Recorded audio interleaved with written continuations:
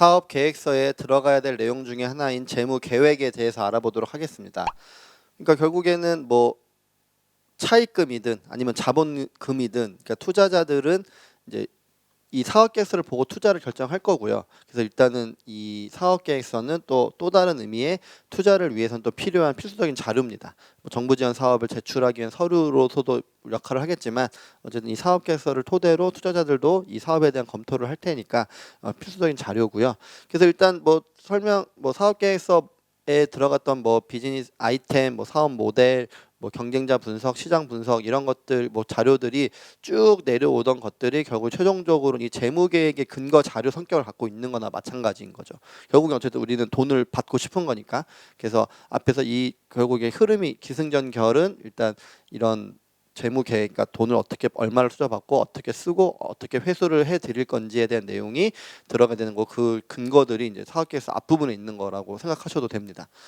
네, 그리고 이제 소요자금 조달 계획을 써야 되는 재무 계획, 이제 이게 들어가야 되는 거예요. 소요자금이, 그러니까 그런 거죠. 뭐 개발을 한다라고 하면 개발이 요새 이런 정도 사이즈의 개발을 하면 개발자 몇 명이 필요하고 어느 정도 기간이 필요한 거니까 그때 이런 자금이 필요합니다. 하다못해 요새는 뭐 철거 같은 거, 그러니까 잠깐 딴 얘기지만 건물 철거할 때도 요새는 인건비가 워낙 올라갔기 때문에 기한을 차라리 사람들 많이 써서 기간을 짧게 하는 게 더 유리하다고 하더라고요. 그래서 그런 것처럼 이런 우리가 이건 근데 그런 정도의 사이즈가 아닐 테니까 어느 정도는 이 정도 그 개발자 급여가 얼마고 요새 한 5년 차, 몇 년 차 이런 사람들이 급여가 이러니까 이런 계산을 좀 하셔야 돼요. 그래서 이런 것들은 또 당연히 앞에 시장 조사할 때 또 이런 것들 좀 확인하셨어야 되는 거죠. 그래서 이런 소요자금 조달 계획도 알아야, 이런 죄송해요. 소요자금 조달 계획도 재무 계획에 들어가야 되는 거고, 그다음에 이제 이거를 어떻게 할 건지, 투자를 받는다. 그럼 투자 받는다는 기본적으로 이제 우리 지분을 좀 준다는 의미인 거고요.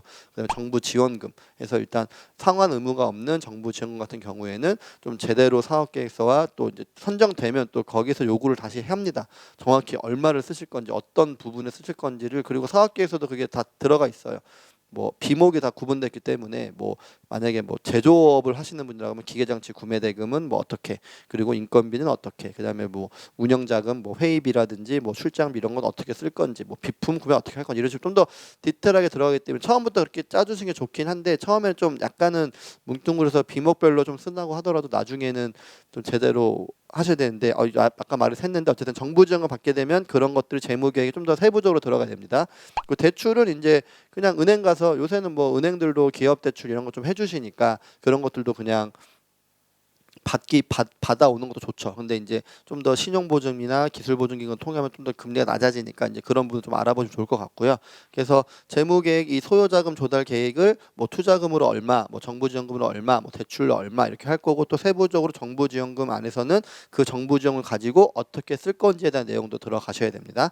그리고 추정손익계산서죠. 그래서 결국에는 내가 정의 내린 시장, 그 정의 내린 시장의 사이즈, 시장의 점유율, 그리고 내가 그래서 그렇게 해서 벌어들일 수 있는 뭐 예상되는 금액, 그다음에 예상되는 매출 금액, 그다음에 이제 뭐 들어가는, 뭐 만약에 우리가 대출을 받았다 하면 이자 비용도 들어갈 거고, 그다음에 인력을 썼으니까 쓰게 되면 인건비, 그다음에 뭐 임차료, 그다음에 마케팅비, 광고비, 홍보비, 뭐 기타 이런 비용도 넣어가지고 추정 손익계산서를 보여드리는 거죠.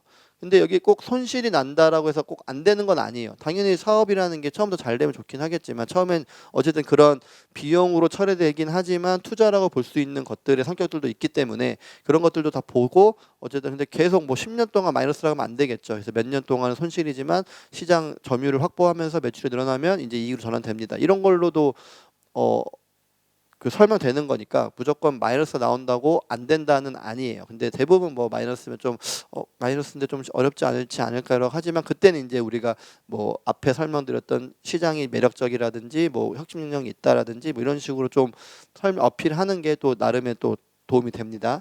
그리고 이제 당연히 이제 손익 추정 방식은 논리적이어야 하죠. 이건 뭐 너무 당연한 얘기인데, 어쨌든 그 아까 설명드린 것처럼 매출이면 뭐 시장 사이즈, 그다음에 내가 생각하는 점유율, 그다음에 뭐 시장의 성장률, 이런 것도 감안하셔야 될 것 같고, 또 임차료나 이자 등은 어쨌든 계산이 되는 거니까 그런 부분을 좀 해서 그냥 어쨌든 논리적이셔야 돼요. 그러니까 그러니까 결국 이게 모든 것들이 평가위원 또는 투자자들을 설득하기 위한 과정인 거니까, 여기서 논리적이지 않은 부분은, 그러니까 논리적이어야 해요.